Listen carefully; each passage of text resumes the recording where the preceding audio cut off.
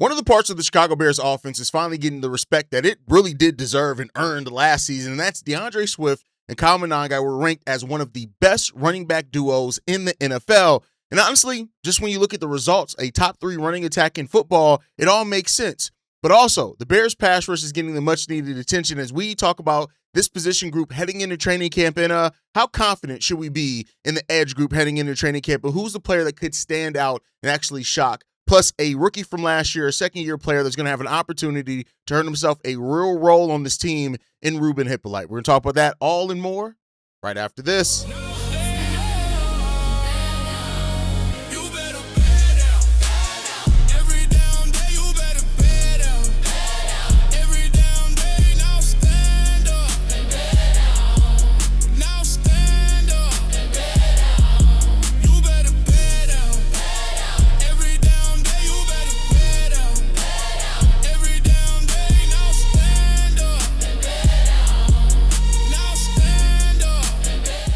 What's going on, Bears fans? Welcome to another episode of Chicago Bears Central, your number one spot for everything Chicago Bears related. I'm the host there, Haize, but more importantly, you guys can follow the channel at Bull Central Pod on every social media platform we happen to be on. With that said, let's go ahead and get into this content for today, y'all. So, DeAndre Swift and Kyle Monangai came in being ranked as the number 4 rushing attack in the game of football coming into the 2026-27 season.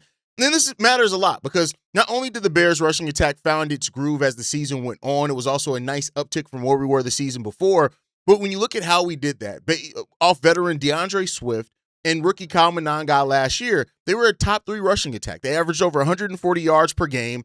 You also looked at the resurgence that they saw for DeAndre Swift. Keep in mind, there are a lot of Bears fans that thought that because, Ben Johnson was the offensive coordinator when the Lions got rid of DeAndre Swift, that it automatically meant that people were going to be out on Swift as well here.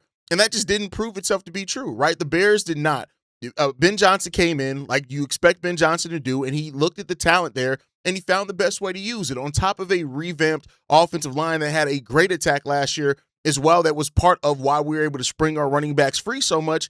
It was great. And Kyle Monangai in his, I guess if you want to call it a complimentary role at 783 yards, 5 touchdowns, to go with DeAndre Swift, 1,087 yards as well and 9 touchdowns. The Bears had great. So Sports Illustrated ranked DeAndre Swift and Kyle Monangai as the 4th best rushing attack. The only duo that they were behind was the Los Angeles Rams, Kyron Williams and Blake Crowham, Pittsburgh's Rico Dowdle and Jaylen Warren, New Orleans Travis and Alvin Kamara, and that's it. And then next up, it was the Bears there. So I think when you look at Ben Johnson and being what he is and what he means to this team, right? Like we know what Ben Johnson is and how he is as a dynamic play caller, and that's something that you can't overlook. And Ben Johnson knows how to get and put people and players in the best positions for them to succeed. And that's what the Bears were able to benefit off of last year. They just kept building, understanding how to use players better as the season went on, and that's great. And I think this season, it like as much as we've talked about Caleb Williams and him possibly throwing for 4,000 yards and refining the efficiency and stuff there, the Bears still do need to be a team that sets the tone on the ground first and then lets everything come to them. That's just what you typically see no matter how good your quarterback or your wide receiver room or your tight end room is. When you see teams be able to really dictate in the pace of a game, they do so through having a consistent rushing attack, and then they let everything build off of that. If you're able to consistently get yards against your team against the opponents on the ground, it demoralizes them. It also it takes time off the clock as well, especially when you already have the lead. Like these are things that you have to be there. So the running attack for the Chicago Bears has to still be at the forefront, no matter how good. It's not a knock on Caleb Williams or our weapons in the receiving game. It just means that that's just how football goes, right? So you have a 1-2 punch with Swift and Kyle Monangai. And I also hope this year that somebody steps up as a third weapon there for the Chicago Bears also in that. Whether it is, you guys know at this point I'm kind of out on Roschon Johnson, but, whether it is Britton Brown or anybody else, like I think that the Bears have, talent there in that running back room that you can have. I want to see Coleman Bennett really earn a role. I don't want to see him be given anything, but I would love Coleman Bennett to earn a role on this team to show what he can bring, because I think that he can bring a different dynamic to what we have as far as a kind of more of a power runner in regards to that as well. But, overall, like the Bears rushing attack, and then when you also put in Caleb Williams and the fact that he is still going to get yards on the ground because of the way he makes plays with his legs, the Bears rushing attack it has to be the backbone of what we do. Last year, Caleb Williams ran for 388 yards and 3 touchdowns. So, like, he was even utilized in that rushing attack. He also caught a touchdown last year as well, which is crazy that Caleb Williams ran, and caught a touchdown all last season, which, again, our quarterback is just extremely talented. And Ben Johnson also talked about this. And, I brought up earlier in this show how a lot of Bears fans thought, and this is why I say that sometimes us as fans, we think more binary than what coaches can ever think, right? Coming into the season, a lot of Bears fans thought, oh my God, Ben Johnson, is he going to want to play DeAndre Swift? And Ben Johnson kind of showed early on, like, no, Swift is absolutely part of our game. And then he went out and showed it. But Ben Johnson talked about why DeAndre Swift is such a big part of the offense. And he said this: he's a dynamic player. I've known that about him since he came into the league. First up there in Detroit, and certainly last year, I wasn't surprised about the year he had. So is he capable of more? Absolutely. He absolutely is. He's a vital part of what we do here. And that's real. Now, yes, we all know that DeAndre Swift's contract's up at the end of the year, and we'll see what's going to happen there. Like, I mean, in the reality of it, this isn't something against DeAndre Swift, but running backs, it can be hard to get that second contract depending on the success that you have. But I'd say this: if the Bears go out and have another top 3 rushing attack in football, why would you want to break that up? Like, I get it. Like, we can draft a running back next year, and that running back can come in and be great too. Like, that's kind of how the running back position goes. But this season, I think, is going to tell a lot about what the Bears are. Keep in mind, we got the extensions for Darnell Wright and Caleb Williams possibly coming up this season as well. So they're going to be looking at those things also. But this Bears offense, as good as it was last year, has a chance to be even more dynamic this year. And that is because you are taking a year off already what you did last season and finding a way to refine it, finding a way to make it better, take it a step further, right? We've talked about the 13 and 12-man personnel, which is going to see a great uptick this year with the addition of Sam Roush. You're talking about, even Colston Loveland, Luther Burden, Rome Odunze taking their next steps up. But I also think don't count out, like I know I said this a couple of episodes ago, do not count out Kyle Monangai to be even more of a force in that running back room. Like DeAndre Swift is DeAndre Swift. And I don't mean that he can't have a better season, because he can. Because, again, this offense being more consistent than what it was last year, not having to rely on so many comebacks, there's naturally going to be more yardage out there for the Bears. And I would not be surprised to see the Bears go from a team that averaged 140 to maybe 160, 170 yards on the ground this year. So those extra additional yards are going to be there for this team. Make no mistake about it. But even taking outside of that, I think that this offense overall has so much still headroom for growth. And part of that is being more consistent. We weren't as consistent as what I think a lot of us would have wanted to be last season. And so a more defined rushing attack, an offensive line that takes it a step further this year, all those type of things, it's going to help this team grow. And I think that's ultimately, like, the defense is the defense. And we're going to talk a little bit about that on the show. And we know the areas that we have to improve on the defense. But don't overlook, just because the Bears offense was ranked pretty high last year, that means that we still don't have areas of refinement and growth that we can do, because there are definitely those areas and definitely the places that you're going to want to see the Bears take that next step of growth in. And if I know Ben Johnson the way I think I know Ben Johnson, best believe he's going to push this team to be even harder than what it played last year. And he's going to understand, now you have Colston Loveland, who's going to be in the game plan from week 1. Same thing with Luther Burden. Hopefully you have a more healthy Rome Odunze, even though we know, the bone in his foot, there's going to be some changes there for him. And then, I've talked glowingly about the wide receiver 3 position overall for this Bears team heading into the season. There's so much potential here for this Bears team to take a huge step forward that I can't wait to see this offense. As much as I'm a defensive guy, and y'all know, I love defense. I love talking about defense. I love when the Bears have a dominant defense. I love all that. And there have been too many situations and times in the Chicago Bears history that we have had a dominant defense, but we haven't been able to get over the hump because the offense hasn't been able to take care of its side of the ball. We shouldn't have that problem. So it's about working up and bringing up the defense, getting this offense to being to a place of being truly elite. And then what does that really mean for this team? I'm telling y'all right now. Hey, I said it a lot, and I know I get marked as a homer when I say shit like this, but the Bears are not going quietly into the night. You have teams in the NFC North that really think it's sweet still and think that the Bears, okay, yeah, they won last season. That was cute. Keep thinking that, because this team, I'm telling y'all, This team's hungry. And I think we're going to see more and more examples of that once training camp opens up. And then once preseason starts, you're going to see the position battles that we have on this team, the depth that we have on the team has bred a hungry set of Bears. And that those Bears are coming for next this upcoming offseason. But one of the big parts of this as well for the Chicago Bears as well next season is going to be, the pass rush, right? There's just no doubt about it. And heading into training camp, when you look at the Bears pass rush, there's questions all up and down it. The one player, I want to go player by player, Montez Sweat. We know what Montez Sweat is, right? At the end of the day, Montez is the most consistent pass rusher that we have on this team.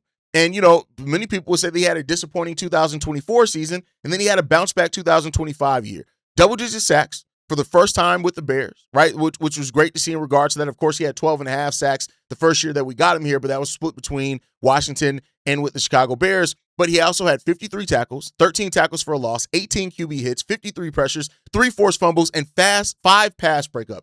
Montez Sweat was the definition of consistent. Part of the problem is he could have been even more consistent, but he did that through teams being able to focus on him because you really didn't have anything else consistent on the opposite side of him. So that opens up the thing. And while I'm going to say this here, right? We're talking about the edge. A lot of us think that Austin Booker is going to be the starter, and that's a good bet. But I want to say this. Nobody in that Bears locker room should take that for granted that they can't take that second starting position. That's everybody. Everybody needs to come into this group hungry for next season. And part of that as well, of course, is Austin Booker. Austin Booker, sophomore season, got off to a really good start in preseason. But then he got hurt. He wasn't there at the beginning of it. He had a knee injury during preseason, and therefore it ruined the start of the season. But then when you still look at what he did when he came back after returning around midseason, 4.5 sacks, 12 QB hits, 35 tackles, 5 tackles for a loss, 3 pass breakups, and 1 forced fumble in 10 games. That's really good production for a player that missed 7 games last season than Austin Booker did. And I think that when you look at one of the things that have become kind of obvious that the Bears are banking or at least hoping for a breakout from Austin Booker this year, and they wanted to give him a chance to see that or to prove that before they go out and spend big money on a pass rush. And this is Austin. This, in a lot of ways, this is Austin Booker's season, a prove-it year for Austin Booker to show what he can do this season. And if he can be that starting 3 down, at least defensive end. And if he can be that, part of that is going to have to be improving in the run game. He's going to have to improve. Austin Booker's numbers as a pass rusher are really good. His numbers as in the run defense aren't nearly as good. And so he's going to have to make that step up while being consistent in the pass rush as well. But those numbers that I just threw at you were really good. But then you have Dayo Odeyingbo as well, who I know we've all made fun of the motivated Dayo. And while I don't think very highly of Dayo Odeyingbo as a player, I think even when he was healthy, he didn't. It'd be different if when Dayo was healthy, he showed some serious flashes. Then it's like, all right, let's just come back from getting hurt. But when you sign a $48 million contract with $32 million guaranteed, and you look at somebody who, looked at like good as a depth piece, and maybe him getting back to that would be good for him. But in 8 games, he had 21 tackles, 2 tackles for a loss, 1 sack, 4 QB hits, and 10 pressures before tearing his Achilles in week number 9. That's not good numbers. And so it's good to hear all the things about him being motivated and all that type of stuff. I do like hearing that they're going to move him more to the interior of the defensive line, play him more there. And I think part of that is because they're trying to find snaps for him because they do expect Austin Booker to be the starting defensive end. But you need more from Dayo. Dayo, I don't care. I'm not expecting Dayo to come in with a 10-sack season or anything, but give us more than what you gave us last year. Some shape, form, fashion of consistency will be great to see from Dayo Odeyingbo, and we'll see in regards to that. He's a $20.5 million cap hit. You need something from that if you're going to get that. Next up, Shamar Turner. Hearing that the Bears plan on using Shamar Turner more at the edge kind of took some people off guard when we heard that earlier in this offseason. But then you remember that, no, he played a lot of edge in college as well. He's a guy that can bring that. And, he suffered a season-ending injury a month into the season. And for a lot of these rookies that we saw, they weren't really incorporated until a month or more into the season. So I'm not out on Shamar Turner, but this is a season where if Shamar is going to want it, he's going to have to prove it, right? He had 6 total tackles, 2 tackles for a loss in 5 games before tearing his ACL in week 8 against the Baltimore Ravens. And so we've already heard that Ryan Poles, he's talked about Shamar Turner and said, hey, listen, I feel Shamar has just as much potential as a Colston Loveland or a Luther Burden. He said that. Now, we know that Ryan Poles is a guy that holds on to belief in players that he drafted maybe a little too long sometimes. And so there's that part of it. But it's Shamar Turner as a second-year player. And Austin Booker as a third-year player, if you get these two guys to show something that they can, some form of consistency. Austin Booker, I expect the consistency. Just what volume that is, we'll see. But Shamar Turner needs to take this season personally. Come into this season, come into this open defensive edge room, and listen, sure, Diode and Yingbo's may be ahead of you technically on the depth chart coming into training camp. But don't take that as just, oh, that's just it. Like, go out there and prove it. I need hungriness in this defensive edge group because this is the most doubted group that we have. And then you have a combination of three other players that are all going to be fighting for snaps in that. You have Daniel Hardy, who last year, we signed him for a 2-year, $5 million contract this offseason. We brought back somebody who played a nice depth role for us last season. He played 54 snaps, had 22 tackles, 1 QB hit, 2 pressures in 17 games that he played, and he played so much more on special teams. But Daniel Hardy also needs to make his presence feel. Another player that I was excited when we signed as a UDFA, Jamari Chroma. I think that this guy has an opportunity for the Chicago Bears. He signed as a UDFA in 2024. He spent his rookie season on the practice squad. Then you look at what he had. The Patriots signed him in September of 2024 off the practice squad, where he spent the 2025 season on their practice squad before returning to the Bears this offseason as well. So listen, at the end of the day, I'll say this. Jamari Chroma was a guy that really had some potential when we signed him. And I would love to see the results of that. The overall question in regards to this one, I didn't even mention Jonathan Garvin as well, a guy that is a 7-year veteran as well that you're hoping is going to be able to provide some depth. But it's who steps up other than Montez Sweat in this defensive edge room? Who does that? Who does it consistently? That is the biggest question here for these guys. Who is going to step the fuck up? Hopefully it's somebody. Hopefully there's people that take this seriously enough to look at this and want to come into this room and help be a reason why it can be solved. There's so much doubt about the Chicago Bears pass rush, even though, like I said, I want to see us be a better run defense first than pass rush. But coming into training camp, one of the biggest stories for the Chicago Bears is how confident are the Bears in that pass rush? What do they show in training camp and preseason games to make us as fans feel more confident in that pass rush? And let's hope that they're going to be able to get it together, because I would love to be able to talk about a Bears pass rush that really surprised people and what they were able to do, what they were able to bring, and shut some motherfuckers up, because that's what I love to do, shut some people the fuck up. But I want to use that to also springboard into another player that I think can be a spark plug for this. In yesterday's episode, I talked about the linebacking. And in that, I talked a lot about guys, like DeMarco Jackson, guys like Jack Sanborn. I even talked about Keyshawn Elliott as a rookie and what he can bring to this team. But Ruben Hippolyte, as a guy that I've said before, when you hear Dennis Allen, what he wanted to add to this defense in speed, tackling, those type of things, Ruben Hippolyte, a guy that ran a 4.3 40 as a linebacker, which is rare, and not everything comes down to speed. You can be very fast and still be a bad football player. I'm not saying that he's a bad football player. I'm just saying that to say that not everything comes down to speed. But Ruben Hippolyte has an opportunity here to earn himself a role and be specialized in how, even if Ruben just shows himself to be a guy that you can use on clear pass downs to put a little bit more pressure, right? He had a quiet rookie season. He was a 4th-round pick in 2025 in regards to it, and there were even some buzz around him coming into training camp. He played 7 games with 1 start. He racked up 6 tackles in that part of it as well. 42% of his snaps were on the special teams, and 77% were on defense. So, at the end of the day, Ruben Hippolyte, there's no doubt that there should be potential for more with Ruben Hippolyte. And because there was some buzz in what he can bring to Dennis Allen's system and scheme, the hope is now that a guy that ran a 4.3 40-yard dash can bring some of that again for the Chicago Bears. There's not really much, you don't hear Ruben Hippolyte talked about a lot. You just don't. With Jack Sanborn being back, us re-signing DeMarco Jackson, having a new rookie in Keyshawn Elliott, who we drafted in the fifth round as well, also bringing in Devin Bush. There's so much ahead of Ruben Hippolyte. But guys like this that come into training camp and that can shine, and especially use this preseason, because I don't think we're going to see a lot of our starters a lot in this preseason this year for the Chicago Bears. So if you're able to use that to springboard that and surprise some people, that's exactly what you want to do. That's exactly what you want to bring. So the hope is that you're going to be able to see Ruben. Ruben Hippolyte is a guy that I would love to be able to say, hey, he came out here in his 2nd year, and he really changed the conversation a lot around him. You remember Noah Sewell, how we were thinking about him coming into last year? Then he had that stretch where he played really solidly and then kind of fell off after an injury. I would love to see Ruben Hippolyte have a season where, listen, I'm not expecting you to start. I'm not expecting you to be one of the best linebackers in football, but to earn yourself a role and to actually make an impact when you're out there on the football field, that's it for Ruben Hippolyte. That's what I would like to see from him.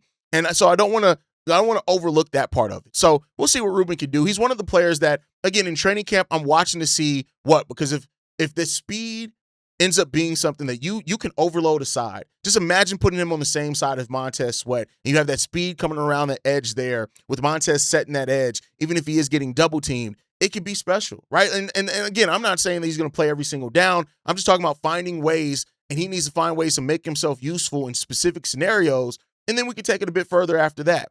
But that's going to do it for today's episode, y'all. I want to hear from you guys in regards to that. How do you feel about the Bears running game, where it was ranked at? What do you think about the edge question for the Chicago Bears? And do you think Ruben Hippolyte can be somebody that can actually make, now I won't call it a breakout, but maybe get back on track to where the buzz was around him when the Bears drafted him? Let me know what you guys think on that part down below. Make sure you guys are following us like the video, subscribe to the channel, hit that notification bell so you never miss an episode or a live stream. You can follow us at Shy Bear Central on every social media platform. You send us any feedback, questions, comments, concerns, ChicagoBearsCentral@gmail.com. And lastly, if you want to leave a text message and our voicemail for the mailbag, the number to do so, 773-242-9336. We are the #1 spot for everything Chicago Bears related, but that is thanks to you, lovely and beautiful people. And like I like to end every episode on, Chi-Town up, but Bear down.